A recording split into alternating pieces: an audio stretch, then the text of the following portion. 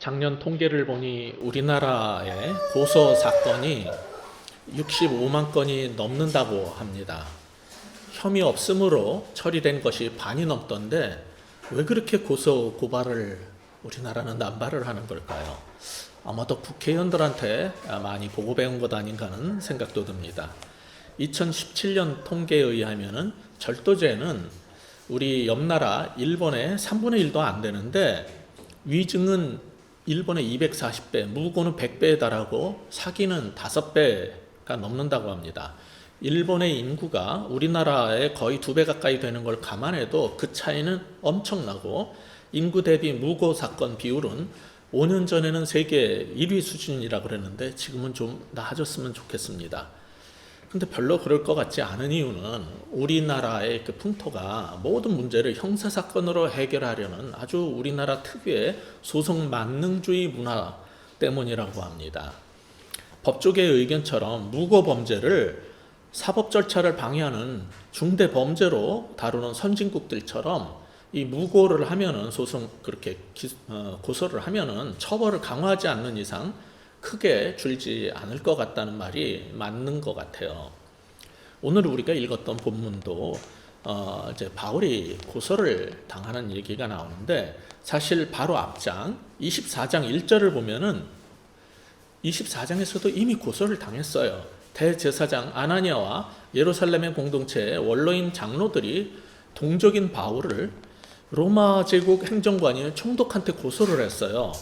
그런데 신문을 해보니까 어떤 범법 행위가 없어서 풀어줘야 되는데 가만 놔두고 계속 슬슬 불러다가 말이나 시키면서 혹시 뭘 주지 않나 그걸 기다리면서 무고한 옥살이를 시켰어요. 하루 이틀도 아니고 어느덧 2년이 지나가서 그 벨리스 총독은 물러가고 새로운 총독이 부임한 게 오늘 1절입니다. 그래서 1절은 베스도가 부임한 지 3일 후에 가이사랴에서 예루살렘으로 올라가니 이렇게 시작이 돼요. 신임 베스도는 이 이스라엘의 행정관 총독으로서의 사명을 다하기 위해서 부임한 지 3일 만에 관저가 있던 가이사랴에서 속국의 수도인 예루살렘 시찰을 나선 것 같습니다. 그러자 정권이 바뀐 초기야말로 자신들이 원하는 것을 얻어낼 수 있는 좋은 기회라는 것을 잘 아는 이스라엘의 고위층들이 다시 움직이기 시작했어요. 우리 2절, 3절 같이 다시 읽어보겠습니다. 시작. 대제사장들과 유대인 중 높은 사람들이 바울을 고소할세 베스도의 호의로 바울을 예루살렘으로 옮기기를 청하니 이는 길에 매복하였다가 그를 죽이고자 함이더라. 2년이라는 시간이 흘렀는데 바울에 대한 그들의 미움은 식지 않은 것 같아요. 또 고소를 했어요. 어쩌면 그들은 애국이라는 그 확신으로 바울을 죽이려고 들었을 것입니다. 우리나라의 일제 식민 시절에도 친일파들도 이게 풍전등화인 조선을 위한 애국이라고 생각하고 그랬을 수도 있어요. 공산주의자들도 이게 나라와 국민을 위한 길이라고 생각해서 그렇게 많은 사람들을 죽였을 것입니다. 군사 독재 시절에 사람들을 잡아다가 남산과 남영동과 곳곳에서 고문할 때도 이게 다 국가를 위해서 반공이고 애국이라는 확신으로 그랬을 것이고 요즘에 전광훈 일파도 자신들이 하는 행동이 애국이고 구국이라면서 그럽니다. 이런 걸 보면은 오늘 본문 2절에 대제사장들과 유대인 고위층들이 어떤 신념을 가지고 어떤 행동을 하는데 우리도 혹시 어떤 신념을 가지고 어떤 행동을 할 때는 이 다음에 죽을 때가 돼서 내가 후회하지 않을 수 있는가? 그리고 내 후손들이 오늘 나의 행동을 부끄러워하지 않을까 하는 것을 잘 생각해보고 행동해야 됩니다. 신념대로 그냥 행동을 막 하면 안 됩니다. 아무튼 대제사장이라는 종교계 대표와 유대사회 지도층 사람들이 바울을 다시 고발했는데 2년이 넘도록 옥살이를 하고 있는 사람에게 다시 고발을 한다는 것은 정말 죽이고 싶고 없애버리고 싶어서 그런 것 같아요. 우리 한국교회 목회자들 가운데 간혹 우리 한국인을 제2의 유대인이라고 주장하는 사람들이 있어요. 아마도 유대인들 가운데 세계를 움직이는 보이지 않는 손이라든지 또 노벨상 수상자가 많이 나와가지고 일종의 그 유대인 걸려서 그런 것 같다는 생각이 들어요. 그런데 사실 유대인들하고 우리 한국 사람하고 비슷한 점이 있긴 있어요. 그건 뭐냐면은 우리나라가 고소고발 세계 1위인데 유대인도 그 못지않게 고소고발을 엄청 좋아한다는 겁니다. 오죽하면 주님은 산상수훈을 하는데 그 짧은 부분에서 마태복음 5장 25절에 보면 너를 고발하는 자와 함께 길에 있을 때 급히 사화하라 그랬겠어요. 얼마나 고소고발을 많이 하면은 산상수훈에서 이런 얘기를 해야 했겠어요. 누가복음 6장 7절을 보면 서기관과 바리새인들이 예수를 고발할 증거를 찾으려고 엿보았다라는 게 나오고요. 결국 요한복음 18장 29절에 가면 빌라도가 관저 밖으로 나와서 너희가 무슨 일로 이 사람을 고발하느냐라고 물을 정도로 고발을 해댔어요. 예수님은 그 고발로 무고한데도 무죄인데도 결국 처형을 당한 거죠. 오늘 본문에 이 사도 바울이 쓴 바울서신 고린도전서 6장에 보면 교회 일을 세상 법정으로 가져가서 구태여 불의한 자나 믿지 않는 자 앞에 고소하지 말고 형제들끼리 잘 판단하는 게 좋겠다라는 그런 조언을 한 것을 알고 목사들은 다 그 내용을 가르쳐요. 그런데 정작 자기가 관련된 일이 생기면 목사들도 고소 잘합니다. 요 옆에 큰 교회 목사 자기 교인들을 수십 건을 고소를 해놨어 갔거든요. 한 7년 동안을 고소를 해가지고 그 사람들이 너무너무 고통을 당하는 걸 제가 잘 알고 있습니다.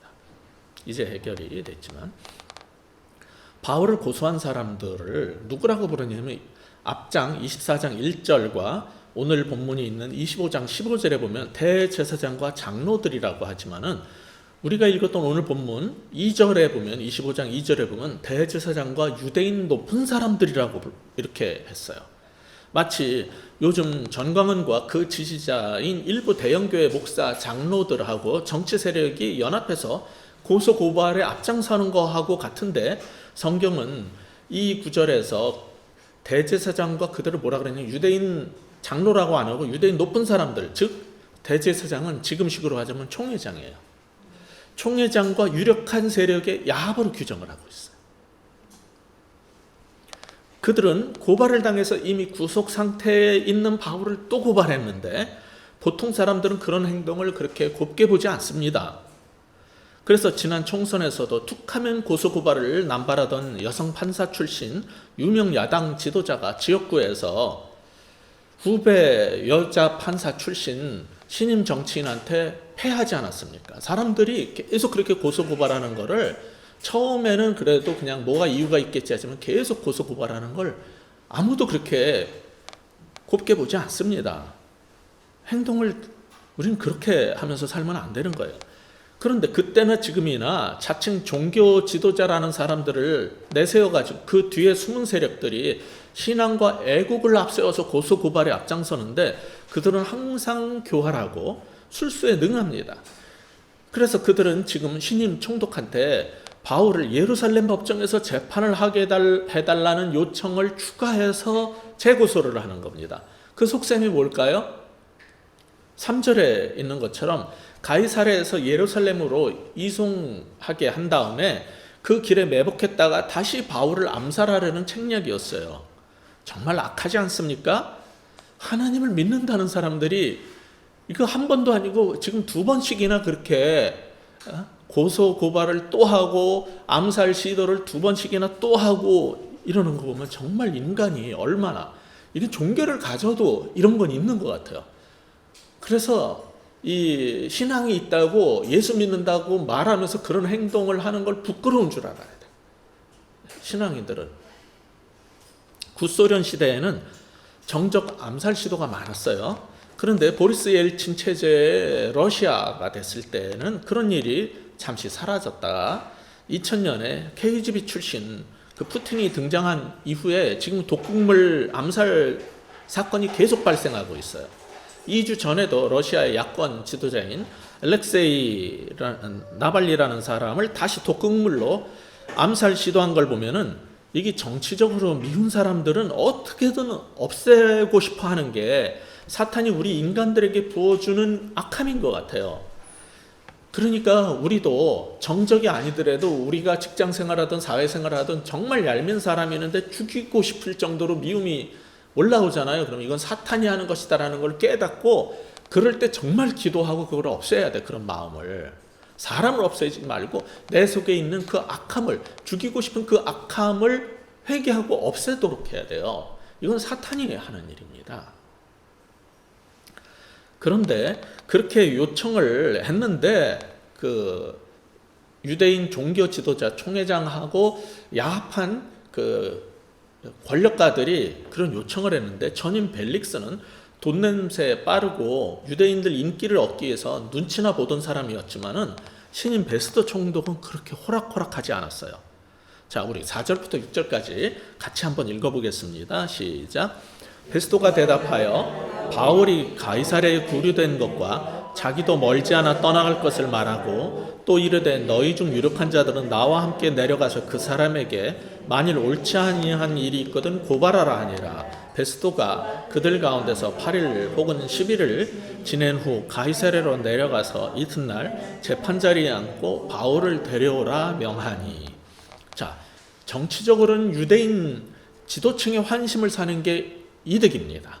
그런데 신임 총독으로서 베스도는 그들의 요청을 거부했어요. 이처럼 지도자는 인기에 영합해서 군중의 흐름만 따르려고 하면 안 돼요. 자신의 직무에 따른 소신이 있어야 하는 겁니다. 그래서 오늘 본문이 우리에게 주고자 하는 첫 번째 교훈 중에 하나가 이런 것들이 간접적으로 교훈이 되는 거예요. 무릇 정치, 사회, 지도자는 법과 규정에 따라 합리적 판단을 내려야 한다는 거죠. 우리가 어떤 총독의 자리나 어떤 사회적, 정치적 위치에 올라가게 되면요, 정치, 사회 지도자가 된다면요, 여러분 모두가 그렇게 되길 바랍니다. 그러나 그런 자리에 올라가게 되면 법과 규정에 따른 합리적 판단을 내리셔야 돼요. 베스도는 단호하게 거절을 하면서 지혜로운 중재안을 제시했어요. 바울은 그냥 가이사랴에 그대로 구류되어 있을 것이고 나도 예루살렘에 오래 머물지 않고 돌아갈 것이니까 만일 바울에게 범법 행위가 있다면 나와 함께 가이사랴로 가서 신문을 한 다음에 고발하라고 했어요. 베스도는 지도자로서 적어도 힘 있는 자들의 청탁과 지류와 인기에 처음부터 흔들리지 않았습니다. 그리고 베스도는 열흘 후에 가이사랴로 돌아갔어요. 그 다음에 7절을 보시면 그가 나오매 예루살렘에서 내려온 유대인들이 둘러서서 여러 가지 중대한 사건으로 고발하되 능히 증거를 대지 못한지라 이렇게 되어 있습니다. 예루살렘의 지도자들은 총독을 따라서 가이사랴로 같이 내려간 것 같아요. 그리고 총독은 약속대로 내려가자마자 그 다음날 즉시 바울을 데려다가 재판을 열어줬어요. 그들은 중죄에 해당하는 여러 가지 죄목을 가지고 바울을 고발을 했지만 이번에도 여전히 증거를 제시하지 못했어요. 단지 혐의와 추정에 근거한 고소는 증거주의를 따르는 법체계에서는 유죄 처벌로 이어질 수가 없는 겁니다. 그런 점에서 로마 법체계는 요즘 우리 법체계와 비교해도 뒤떨어지지 않아요. 그거를 지켜야 되는데 계속해서 지금 1년 이상, 그리고 요번에도 또 마음에 안 드는 사람이 있으면 끌어내리기 위해서 공격을 하고 모함을 하고 고소 고발을 하다가 안 되면은 그 일가 가족 또 자식들까지 또 고소 고발을 해야 되는 거예요. 확실치 않아도 계속 고소 고발을 해야 되는 게 지금 우리 문화예요. 이게 왜 그러냐면 그 사람을 털어서 나오는 게 없으면요 제일 힘드는 게 이제 가족에 대한 거거든요. 그거를 끝까지 증거가 없이도 계속 고소 고발을 해야 됩니다. 하여간 이거는 정말 이 성경에서 보여주는 사람들하고 지금 이 시대를 사는 사람들하고 2000년이 지나도 달라지지 않은 똑같은 모습이에요. 이게 이 죄인들은 이런 모습이 있어요. 8절을 보시면은 같이 읽어보겠습니다. 시작. 바울이 변명하여 이르되 유대인의 율법이나 성전이나 가이사에게나 내가 도무지 죄를 범하지 아니하였노라 하니, 이제 바울은 자신을 스스로 다시 변호를 하고 있어요. 유대인들의 고발 죄목인 율법 문제나 성전을 모독했다는 두 가지 죄목은 물론이고 여기서 처음으로 이제 언급되고 있는 세 번째 죄목인 로마 황제에 대한, 로마 왕에 대한 반역죄도 전혀 범한 적이 없었음을 분명하게 주장을 했어요. 율법을 범하고 성전을 모독했을 경우 스데반처럼 유대인한테 처형을 당할 수도 있는데 그 부분도 혐의가 없음이 밝혀졌고, 로마 법정에서 처벌하기 위한 마지막 수단인 로마 황제 모독죄도 근거 없음이 분명히 밝혀졌어요. 이렇게 다시 한번 성경은 그들이 주장한 고발이 전혀 근거가 없는 무고죄라는 사실을 분명히 합니다. 그런데 이상한 일이 벌어지기 시작하는 거예요. 이제 9절하고 10절 상반부 같이 읽어보겠습니다. 시작. 베스도가 유대인의 마음을 얻고자 하여 바울더러 묻되 내가 예루살렘에 올라가서 이 사건에 대하여 내 앞에서 신문을 받으려느냐. 바울이 이르되 내가 가이사랴 재판 앞에 섰으니 마땅히 거기서 신문을 받을 것이라. 여기까지만 보겠습니다. 분위기가 이제 묘하게 변해가고 있음을 여러분 느끼십니까? 예루살렘의 종교 정치 세력들이 3절에서 바울을 예루살렘으로 이송해서 재판하게 해달라고 했을 때는 단호히 거절했던 총독이지만 이제 가이사랴까지 내려와가지고 계속 밀어붙이는 걸 보고 베스도가 마음이 흔들리면서 그들의 눈치를 보기 시작한 거예요. 그래서 9절에서 보듯이 그들 편에 서가지고 바울한테 내가 예루살렘으로 가서 재판을 해줄 테니 그곳 법정에 가서 마지막 신문을 받지 않겠느냐라고 슬슬 구슬르는 거예요. 성경은 이 말을 하는 총독의 그 마음 속에 있는 동기를 꿰뚫어 보고 9절 상반부에 뭐라고 그랬어요? 이것은 베스도가 유대인의 마음을 얻고자 해서 한 행동이라는 거예요. 결국 전임 총독 벨릭스나 여기 본문에 나오는 후임 총독 베스도나 다 똑같은 사람이 되어버렸어요. 여러분, 정치하는 사람들과 권력을 추구하는 사람들이 종종 우리를 위해서 당신을 위해서 그러는 겁니다 라고 말하지만은 결국은 그들은 자신을 위한 것이고 권력과 인기를 위한 것이고 사람들의 마음을 얻고 지지자를 확보하려는 계산에 의한 것임을, 그것은 정치인들의 변하지 않는 속성이라는 사실을 여러분 분명히 아시기 바랍니다. 정치인뿐 아니에요. 요즘에 우리가 발견하는 것처럼 법조인, 의사, 기업가, 종교인 할 것 없이 이것은 전부 모든 죄인들의 공통적 속성이란 말이에요. 우리 기독교는 믿음을 강조합니다. 그것은 아무나 사람을 다 믿으라는 말이 아니고 이 죄 많은 세상 가운데 하나님을 믿고 하나님의 말씀을 믿으라는 것이에요. 그래서 제가 지금 드리는 얘기는 다른 얘기를 하는 게 아닙니다. 성도들에게 이 험한 세상에서 아무나 함부로 믿으면 위험하다고 가르칠 수밖에 없게 된 이 현실이 너무 안타까워요. 그러나 하나님 외에 사람을 너무 쉽게 믿지 마십시오. 너무 많은 사람들이 그러다가 힘든 일을 당하고 있어요. 오직 하나님과 그 말씀만 믿으시기 바랍니다. 우리가 억울한 일과 위험에 빠지게 되면은 우리를 위험에서 보호해 줄 거라고 믿었던 경찰한테 오히려 총 맞고 목을 짓눌리고 비닐봉지에 씌워져서 죽는 얘기를 TV에서 계속 보면서 여기가 미국이 아니라서 다행이라고 생각하십니까? 아니에요. 우리 주변에도 부패 경찰 얘기가 심심치 않게 들리고 그래도 내 억울함을 풀어줄 정의로울 것으로 기대했던 판사, 검사, 변호사들도 그렇지 않다는 것을 우리는 지금 강제 학습당하고 있어요. 그것도 모자라서 히포크라테스 선서를 했기에 우리 환자들 편에 서줄 것이라고 그렇게 믿고 우리의 목숨을 맡겼던 의사들도 결국은 돈과 자기 앞길만 계산하는 이기적인 집단이라는 사실을 이번에 확인하고 나서는 이제 정말 믿을 사람 없다는 걸 다시 한번 우리가 깨닫고 있어요. 갈수록 세상 사는 게 너무 힘들어졌습니다. 법을 모르는 사람들, 전문 지식이 없는 사람들은요 계속 고소고발을 당하고 이용을 당하고요 거짓 뉴스와 선동 앞에서 바보같이 당하면서 살 수밖에 없게 됐어요. 이런 세상을 만들어 놓아서 이런 세상에서 살게 된 우리 자녀들한테 정말 미안합니다. 이런 세상 속에 목사까지 끼게 되어서 세상 사람들한테 너무 미안합니다. 지난주에 퇴근길에 시사뉴스 진단 프로그램을 들었어요. 예배 드리면은 코로나 안 걸리고 병 걸린 사람도 성령의 불을 받아서 낫는다는 주장을 하던 그 전모 씨가 코로나에 걸려가지고 치료를 받고 이제 퇴원을 하면서 기자회견을 열어가지고 하도 말도 안 되는 주장을 하니까 그 프로그램의 진행자인 유명 기자가 전화 인터뷰를 했어요. 근데 대담을 하면서 아니 어떻게 목사님 순교 어쩌고 하는 그런 비이성적이고 반사회적인 소리를 하시면 우리는 어떻게 하냐고 그렇게 물어보자 엉뚱한 소리를 늘어놓더니 갑자기 이번에는 문재인 대통령이 우리나라를 연방제로 만들어가지고 북한 김정은한테 갖다 바치려고 하는 빨갱이라는 주장을 막 하기 시작했어요.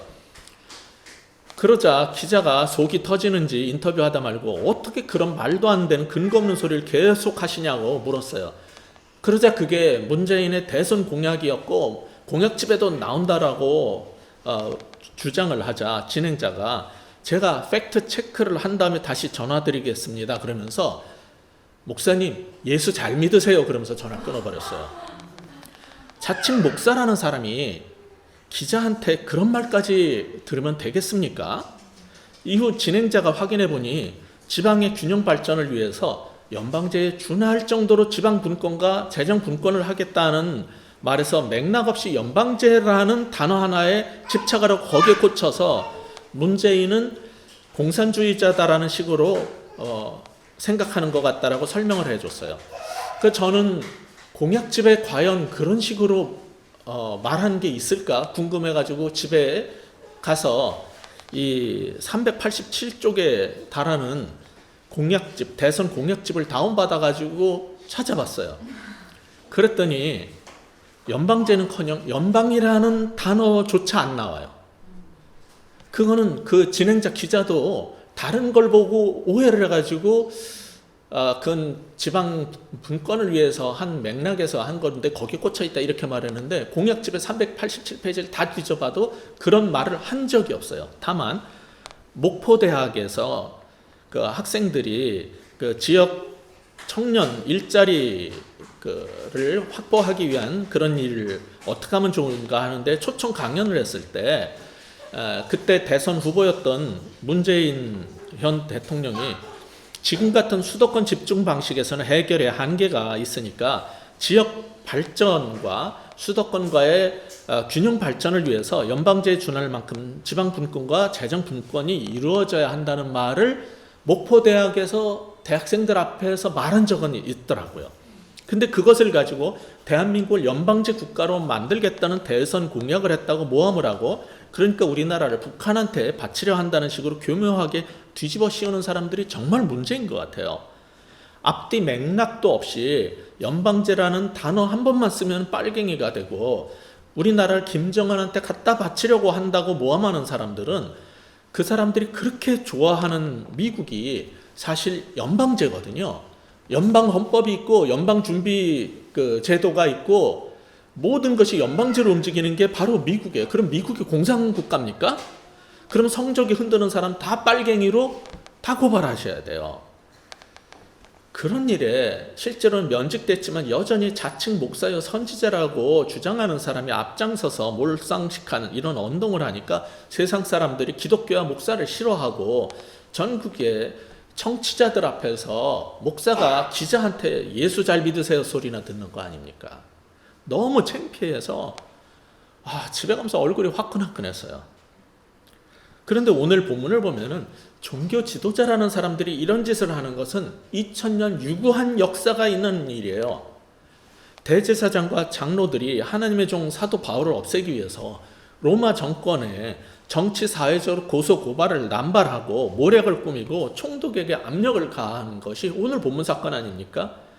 이것은 예수님을 당시 사형제도 중에서는 가장 잔혹하고 비인격적이어서 로마인 사회에서는 시행하지도 않던 가장 모욕적인 십자가 처형을 위해서 가진 모략을 꾸미고 로마 법정이 예수님을 고소해서 빌라도 총독의 손을 빌어서 죽인 사람들이 대제사장들과 장로들이었어요. 즉 교계 총회장과 사회 지도층 인사들과 사내들인의 의원들이었단 말이에요. 그 일이 지금 바울에게 반복된 거고요. 그 일은 요즘에도 계속 반복되고 있는 겁니다. 사탄은 계속해서 그 패턴의 그 일을 계속 반복합니다. 그런 사람들 앞에서 우리 힘없는 자들이 할 수 있는 일이 뭡니까? 광화문 광장에 나가서 주변 사람의 안위를 무시하고 소리 지르고 행패를 부리면 됩니까? 아니면 이사야 53장 7절 말씀처럼 마치 도수장으로 끌려가는 어린 양과 털 깎는 자 앞에서 잠잠한 양같이 그 입을 열지 아니한다는 메시아에 대한 예언처럼 아무 정 없이 말 없이 죽어주는 게 훌륭한 신앙인입니까? 예수님은 그런 사람들의 죄값을 대신 치르기 위한 속죄물로 자신을 들여서 모든 사람을 구원하시기 위해서 그 길을 십자가의 죽음의 길을 기꺼이 가셨지만은 사도 바울은 다시 메시아처럼 예수님처럼 행동할 필요가 없었어요. 왜냐하면 예수님께서 십자가에서 단번에 영원한 속죄 제사를 드림으로 인류 구원을 위한 대속의 직무를 완성하셨기 때문입니다. 사도 바울의 과정은 다만 우리 구원을 위해서 십자가를 지고 또 죽겠다는 게 아니라 당시 땅끝인 로마에 가서 로마 제국의 지도자들 앞에서 복음을 증거하는 게 주어진 사명이었어요. 그러므로 바울도 그냥 죽임을 당할 필요가 없는 거예요. 그러니까 우리도 순교자 컴플렉스에서 벗어나야 해요.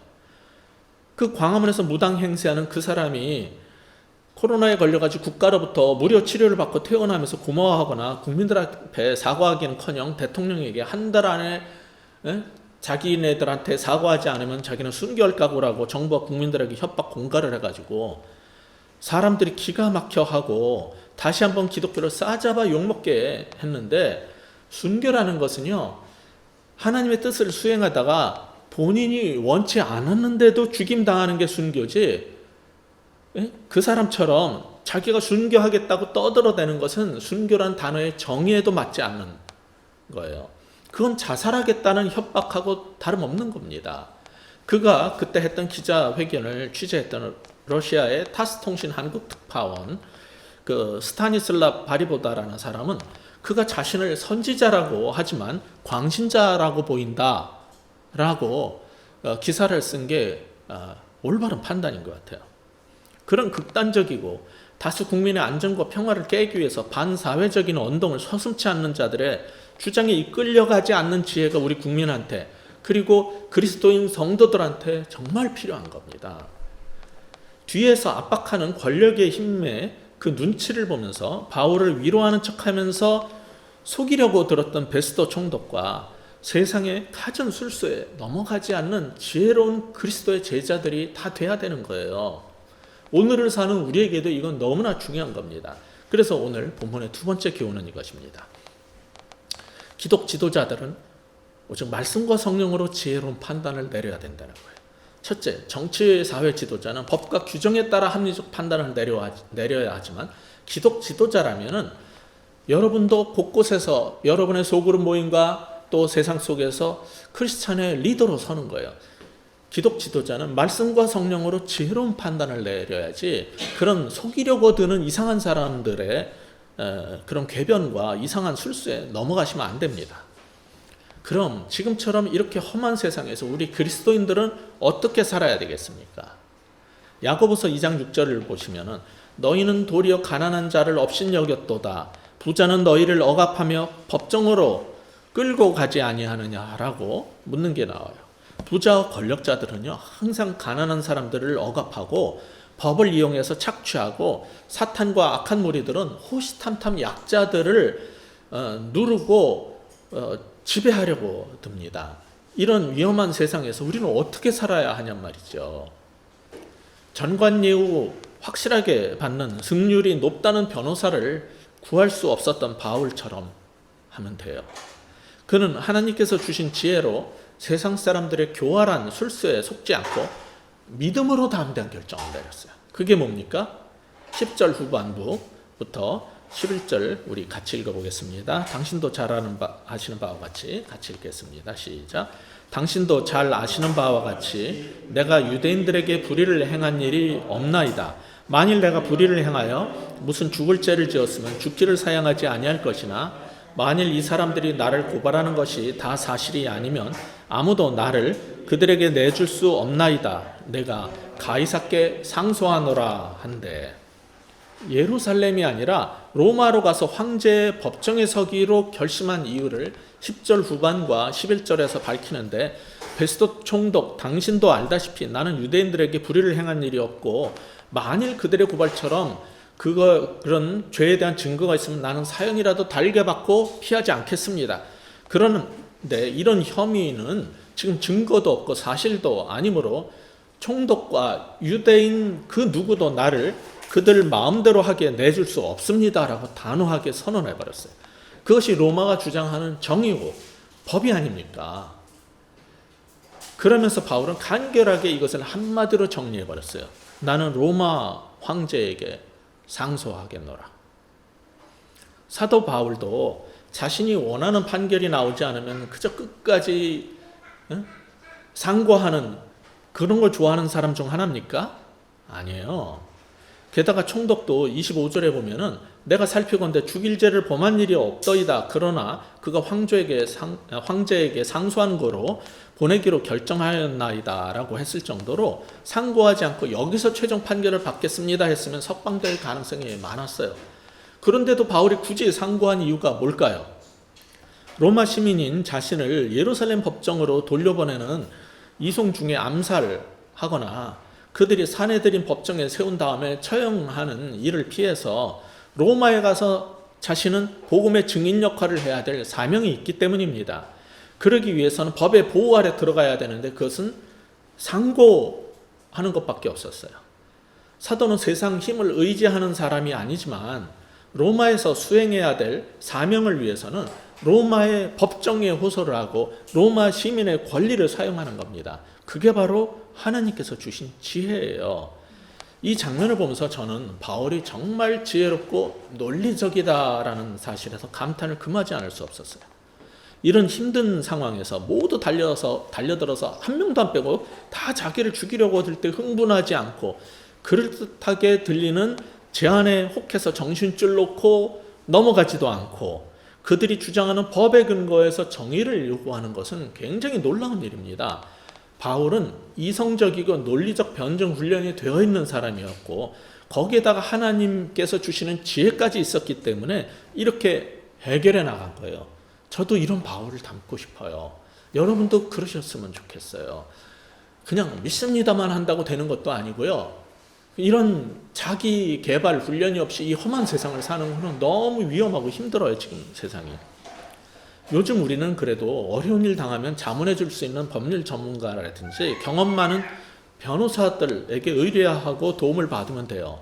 그런데 바울처럼 도와줄 변호사도 하나도 없는 상황에서는 자기 자신을 방어하기 위해서 논리 훈련과 의사 발표 능력을 기르는 게 굉장히 중요한 겁니다. 무엇보다도 하나님의 지혜 주심을 간구해야 할 것입니다. 바울의 이런 슬기로운 법정 생활의 결과는 뭐였습니까? 마지막 12절 같이 읽겠습니다. 시작. 베스도가 배석자들과 상의하고 이르되 내가 가이사에게 상소하였으니 가이사에게 갈 것이라 하니라. 그에 대해 베스도는 이제 배석 재판관들하고 의논한 다음에 그의 상고를 허락했어요. 총독은 그 결정이 앞으로 하나님 나라에서 어떤 의미를 갖게 되는지 전혀 모른 채 그냥 결정을 내렸겠지만 하나님은 세상 법정에서 하는 모든 일들도 그의 섭리하에 두시고 이끌어 가시는 겁니다. 그런데 사도 바울은 가까운 모국 예루살렘의 법정보다 머나먼 이방 땅 로마의 법정을 선택했는데 그것은 험하고도 먼 여행을 떠나야 하는 것을 의미한 겁니다. 그리고 이 힘든 재판이 언제 끝날지도 모르는 것이었기 때문에 이건 쉽지 않은 결정이었어요. 그럼에도 불구하고 그런 선택을 한 것은 자신을 인도하시는 하나님을 향한 믿음이 있었고 또한 로마에 가서 증거하라는 하나님의 명령에 순종하기 위한 믿음의 순종이었던 겁니다. 우리도 이런 힘든 상황 앞에서 믿음으로 그런 길고 험한 미제의 길을 선택할 수 있을까요? 그거 쉽지 않아요. 그래서 오늘 본문이 우리에게 주고자 하는 마지막 교훈은 이것입니다. 복음의 지도자는 사명과 믿음으로 용기 있는 결단을 내려야 한다는 겁니다. 첫째, 정치사회 지도자는 법과 규정에 따라서 합리적 결단을 내려야 돼요. 교회 지도자는 말씀과 성령으로 지혜로운 판단을 내려야 돼요. 그리고 여러분, 우리 모두 복음의 지도자들은 사명과 믿음으로 용기 있는 결단을 내려야 되는 겁니다. 왜냐하면 돈에 눈먼 사람들은 우리를 속이려고 들고 권력에 눈먼 사람들은 우리를 위하는 척하면서 교묘히 우리를 지배하려고 들어요. 우리를 미워하는 사람들은 우리를 없애려고 집요하게 고소해야 될 겁니다. 그러나 우리 그리스도인들은 정치를 하든 사업을 하든 교회 일을 하든 그런 사람들처럼 다른 사람을 끌어내리고 죽이고 없애기 위해서 자신이 가진 모든 힘과 권력을 사용하고 모략을 짜내서 사람을 힘들게 만들고 괴롭히고 내 앞에 무릎을 꿇리려는 일을 하면 안 됩니다. 그런 일에 참여해서도 안 됩니다. 그것은 성경이 가르치는 하나님의 법의 근본 정신에 위배되는 그리스도인으로서는 하면 안 되는 일들이에요. 교회 이름으로, 하나님의 이름으로 그런 행동을 하시면 안 됩니다. 억울한 일이 있으면은 기도하고 법정에 호소해야지, 그런 식으로 사람을 죽이고 끌어내리고 짓밟으려는 행동을 여러분은 하시지 말아야 하는 겁니다. 그건 직장 생활이나 세상살이에서도 마찬가지라는 거예요.